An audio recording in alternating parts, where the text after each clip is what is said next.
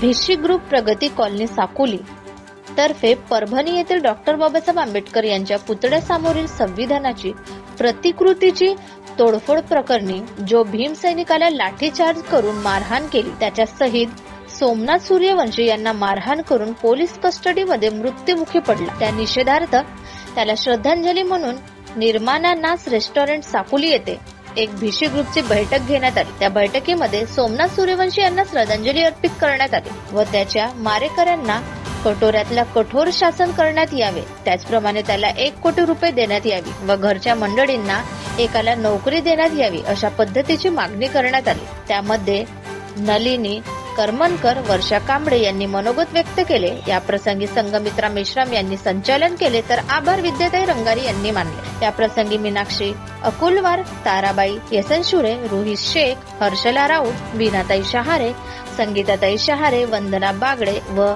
अकलूजताई व इतर भिशी ग्रुपचे पदाधिकारी कार्यकर्ते उपस्थित।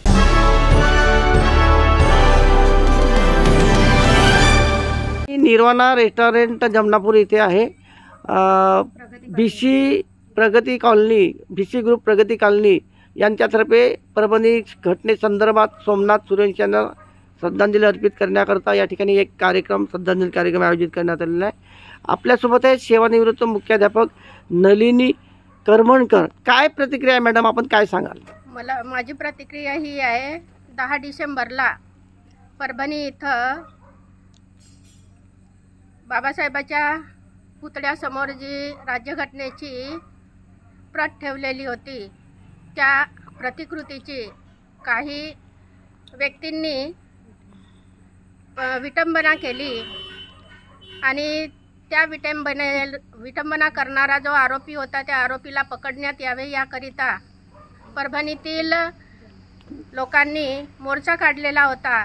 या मोर्चामध्ये अनेक लोक सहभागी झालेले होते आणि मोर्चातील लोकांची मागणी होती की ज्या व्यक्तीने प्रतिकृतीची विटंबना केलेली आहे त्याला त्वरित पकडावे आणि त्याच्यावर कारवाई करण्यात यावी। परंतु पोलिसांनी दिरंगाई केल्यामुळे त्या ठिकाणी लोकांनी पुन्हा मोर्चा काढला आणि संतप्त अशा लोकांनी त्या ठिकाणी तणावग्रस्त परिस्थिती निर्माण झाली लोकांची आणि त्यामुळे त्या जमावाला थांबवण्यासाठी पोलिसांनी कारवाई केलेली आहे।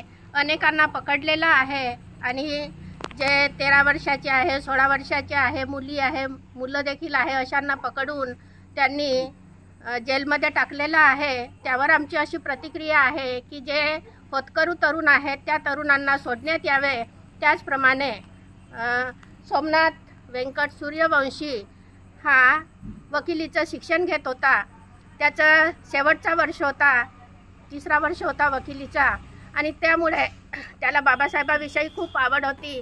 त्याची आई देखील नेहमी सांगत आहे की त्याला लहानपणापासून बाबासाहेबाची गाणे ऐकण्याची आवड होती, पुस्तके वाचण्याची होती आवड, संविधान असं नेहमी तो करत बसायचा आणि त्यामुळे तो देखील सहभागी झाला। परंतु त्यांनी असे कोणतेही वाईट कृत्य केले नाही, परंतु पोलिसांनी जबरदस्तीने त्याला पकडून नेलं आणि त्याला जेलमध्ये टाकलं। तुरुंगात टाकल्यानंतर त्याला खूप मारहाण केली आणि त्या मारहाणीमुळे त्याचा मृत्यू झाला। त्याच्या पाठीवरती खूप असे वार आम्ही देखील फोटोमध्ये पाहिलेले आहे। त्यामुळे आमची अशी मागणी आहे की जे आरोपी आहेत पोलीस त्यांना निलंबित तर करण्यात यावेच, परंतु त्यांना नोकरीसुद्धा देऊ नये आणि नोकरी दिलेली आहे ती त्यांची रद्द करावी आणि त्यांना देखील फाशीची शिक्षा त्वरित द्यावी ही आमची सगळ्या महिलांतर्फे भिशी ग्रुपतर्फे मागणी आहे। एवढं बोलून मी माझे 2 शब्द आमच्या भिशी ग्रुपतर्फे आज आपण या निर्वाणा रेस्टॉरंटमध्ये एक सोमनाथ सूर्यवंशी यांच्याकरता आम्ही या ठिकाणी श्रद्धांजली वाहण्यासाठी एकत्रित आलेलो आहोत। तर मला एवढंच सांगायचं आहे की अतिशय होतकरू मुलगा की ज्याला आपल्या आंबेडकरी चळवळीविषयी अतिशय चांगलं माहिती असताना अशा या घटनेमध्ये ज्यांनी पुढाकार घेतला होता अशा या मुलाचा अतिशय दुर्दैवीपणे मृत्यू झालेला आहे आणि पोलिसांकडूनच त्याला मारहाण करण्यात आलेली आहे। त्यातच त्याचा मृत्यू झाला ही अतिशय दुःखद घटना आहे। मला एवढंच सांगावंसं वाटते की ह्याकरता त्याच्या परिवाराला याच्यामध्ये जास्तीत जास्त सरकारने मदत करावी आणि त्याच्या कुटुंबातील व्यक्तींना नोकरीला घ्यावं आणि चांगल्या प्रकारे त्याच्या कुटुंबाचं पालनपोषण करण्याची जबाबदारी सरकारने स्वीकारावी, एवढंच मला याविषयी सांगायचं आहे.